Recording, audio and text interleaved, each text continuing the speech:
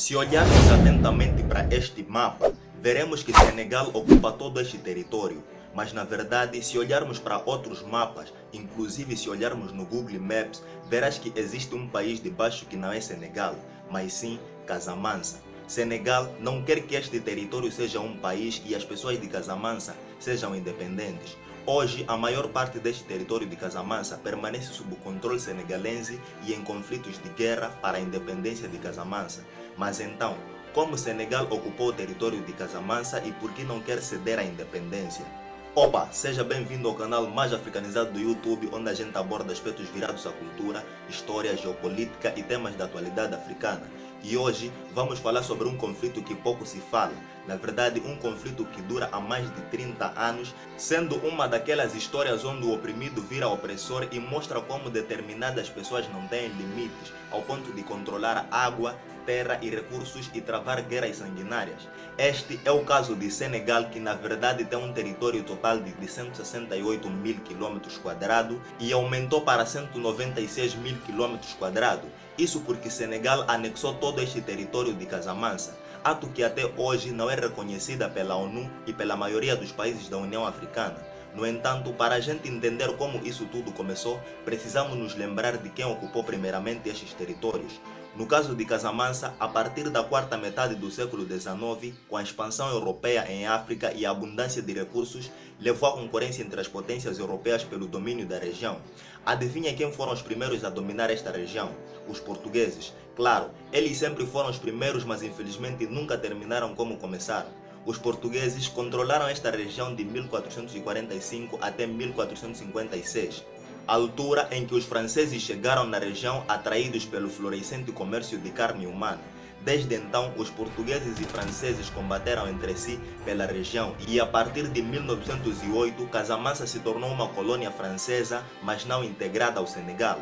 Repito, não integrada ao Senegal. Ok, agora que nós já sabemos como Portugal e França dominaram este território, nos falta saber como Senegal ocupou todo este território de Casamansa. Meu amigo, você chegou até aqui e ainda não se inscreveu? Não faz isso, deixa aquele forte soco de like, se inscreva no canal e voltamos para o vídeo. Após a Segunda Guerra Mundial, associado ao processo da descolonização que estava a acontecer em África, na década de 1950, os senegalenses começaram a entrar em conflito armado contra os franceses no intuito de alcançar a sua independência. No entanto, Senegal precisava qualquer tipo de ajuda para derrubar a França e saiu à procura de aliados. Adivinha só, Senegal foi se aliar com quem? Exatamente, Casamansa. Segundo historiadores, dizem que o primeiro presidente do Senegal, Léopold Senghor, fez uma promessa aos líderes de Casamansa dizendo que se eles se juntassem na sua causa de luta contra os franceses, estes teriam a sua independência 20 anos depois. Infelizmente, os líderes de Casamansa caíram na armadilha e aceitaram o acordo.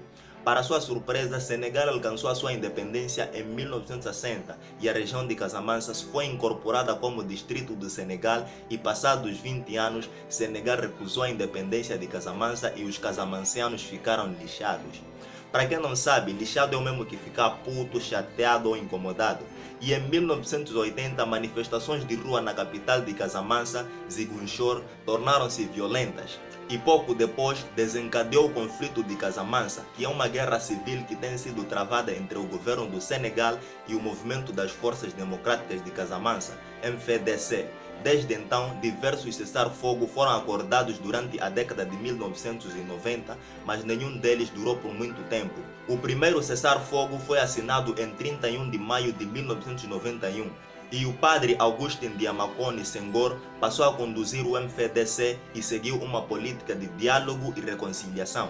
No entanto, o governo senegalês recusou-se a considerar a independência da região e tentou convencer alguns membros do MFDC a dividirem o grupo e reiniciar a luta.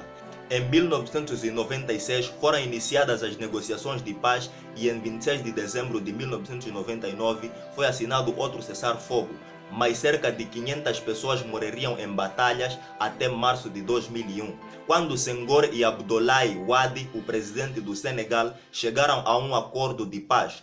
Isto permitiu a libertação de prisioneiros, o regresso dos refugiados e a remoção de minas terrestres, mas não trouxe a independência. Alguns rebeldes viram isso como uma traição da causa, o que levou finalmente à divisão do grupo em duas facções, enfrentando entre si a assinatura de um novo cessar-de-fogo entre Senghor e o governo em dezembro de 2004.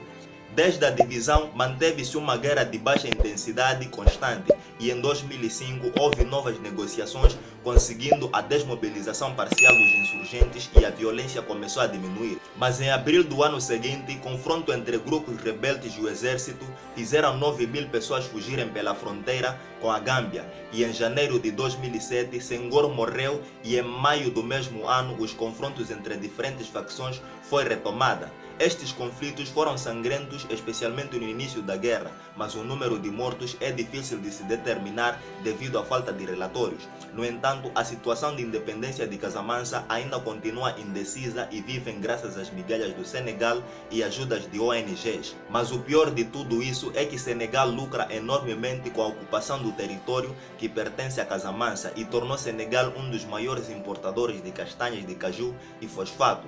Tudo isto provenientes do território de Casamance que está ocupado. Este território é rica em recursos que potencialmente tem petróleo. Enquanto a economia de Senegal cresce à custa do território de Casamance, os casamancianos acordam sem saber o que comer. Por enquanto, o conflito de Casamance definha na medida que o mundo desvia o olhar.